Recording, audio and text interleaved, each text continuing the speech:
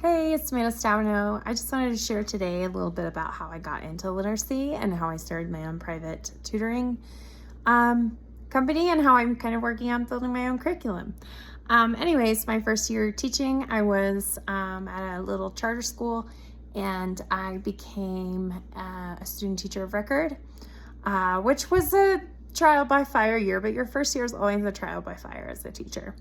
During that year, I felt like I had such a wide range of reading abilities, and I felt so inadequate to teach it. I tried my best. I did a lot of centers, and I did leveled groups.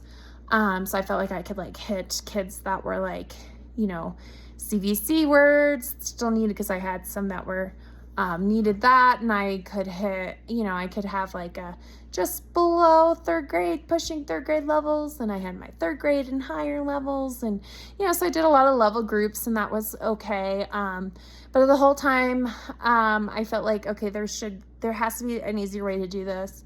There has to be a better way to teach reading. There has to be a better way to meet interventions in third grade than what I was doing. And then for my sake, there had to be something better than staying till 5 o'clock at night at times to sit there and do leveled grouping work. There has to be something different and easier for me. So then the following year, I ended up going down a grade, down to kindergarten, first grade. And at that time, we had just adopted a new curriculum, which was really good for that school at the time for sure. And that curriculum did a lot of phonics. And then during that year, I also had the opportunity to go back and get Spalding training. Oh, and during this, so at the end of my first year, I went back to school because, I guess that was the logical thing to do. I don't know. But I went back to school, and I specifically wanted a master's in education with focusing on reading. I wanted to know how we read, why we read, how do I teach it better? Because I'm one of those people where if I don't know how to do something, or if I feel like I'm not doing something well, I want to go back and figure out how to do it the best that I can, because I'm just an extra person that way. So then my second year, I'm in my master's, and then we're pursuing a new curriculum that also had phonics in the beginning, and it's, according to What Works Clearinghouse, is actually a very effective curriculum. In fact, I think in one of my classes, I did a project on that curriculum that our school is adopting. And so things were starting to click, and it was starting to make sense to me. Okay, this is how I teach reading. This is how I do it. Then I took a Spalding class that was offered through that school, and that just set me on fire. I love parts of Spalding and other parts. But anyways, I'm not here to talk about what curriculum is best or not, but the part that we can all agree on with that is at least it was phonics based. And so everything was starting to click. And so now I totally understood I could take a kid how to read. Again, like every teacher, I would pick and choose things that I liked and pick and choose different things to do and different ways to do it, but I was starting to get the background knowledge that I craved. Well, then I did that for 2 years, and then I went over to fourth grade.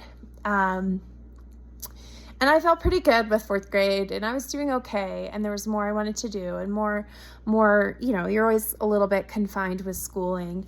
And I had finished my master's by then, and I wanted more. I wanted to know, how do I teach kids that have even more reading challenges, that are 3 or 4 or more grade levels behind?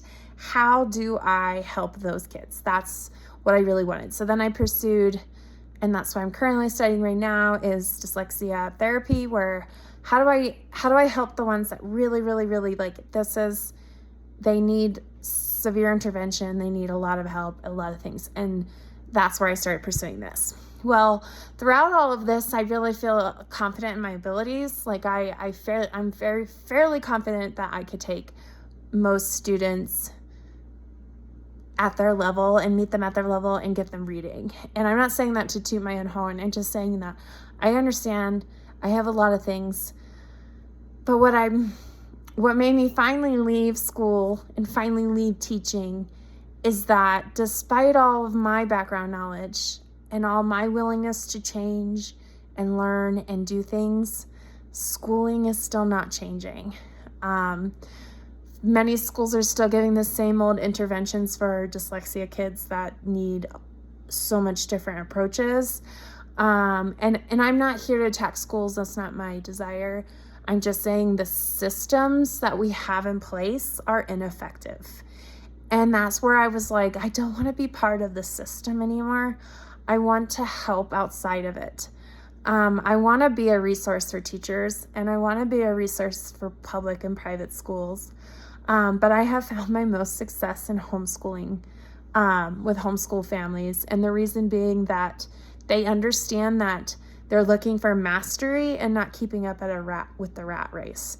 And I think that I would love to somehow advocate for mastery-based teaching, which simply means, why can't we not meet kids right where they're at and give them what they need? I mean, and I know people say, pull out interventions and all that. And I'm like, I'm not dissing that. And I'm not saying that that's not effective for some kids. But I'm just saying, like, we continue to do the same things year after year after year in education. And then kids lose being kids, and they're just data point talks. And they're not taking the whole child into account or the whole community into account. And we're not teaching mastery base anymore. And we're not thinking about the kid right away. And that's ultimately why I ended up leaving, and why I have some that attend schooling. Most of my students are homeschooled, and I love it because now I'm able to work with kids that I don't have this crazy timeline. I don't have to feel like, oh, well, they're 9 years old, they should be reading here. Yes, but if we're here, we need to start here. I can't just be like here and keep, throwing water out. I don't know. I'm just saying that I have the beauty of time with homeschool kids, which I love because I go all year with them. I can meet them at their mastery, and I have the beauty of time. And if you are a homeschool family, or even a public school, private school family, and you're just like, my kid still needs help with reading and writing, please reach out. I would love to have a free consultation. I would love to talk to you. Or even if you are a homeschool mom and you're like, am I doing this right? I would love to talk to you. I want to share my knowledge, and I want to help you, and I want to reassure you that you probably are doing fine. And if you're not, I want to help give you tips and point you to resources. But anyways, that's kind of why I got into this. And my plea that maybe one day most public schools and private schools can start really teaching to mastery and not have these obscene, speedy, flyby standards that are not always meeting kids where they need to be. Or if we are teaching standards, why don't we talk about ways where we can adapt it to the child's level? Instead of this, I don't know. It's such a balance because as teachers, we have to differentiate. We have to teach to as many levels as we can. But no matter what we do, we're always leaving some kids behind. We're always leaving some kids that are really struggling behind, or we're leaving some kids that are way too advanced behind. Somebody's getting left behind on our current model of education. So anyways, if you have ideas of how to make it interesting or ideas of how to make it better, I would love to hear it. I am seeing so many more people choosing homeschooling, and to me, the beauty of the time that it provides as the gift is amazing. And the beauty of having kids feel accomplished is amazing. But anyways, my passion is reading. I love teaching reading. I love teaching writing. And if you hung on this long to listen to me talk, I appreciate you. And again, please feel free to reach out at any time. I love talking about reading, whether you're a homeschool mom, because you are a teacher. Don't let anyone make you feel like you are not a teacher. You are a teacher as a homeschool mom. Or you run a private school, or you are a reading specialist too, or you are a teacher and you're frustrated, or do you just want some ideas to talk to someone, I would love to do it. I'm currently working on my own curriculum. I'm thinking about doing a second curriculum about our older kids, so our third and up kids, because I feel like it's just a different beast and different kind of things you need to work on, and some different faster pace of skills sometimes, depending on the level of severity, that it's worth pursuing. It might be something that was interesting. So let me know too if you're interested in that. Also, I would love to hear back from anyone that feels like that is a teacher or a homeschool mom and feels like things they'd start seeing that are lacking in curriculums, because I would love to add that into my curriculum.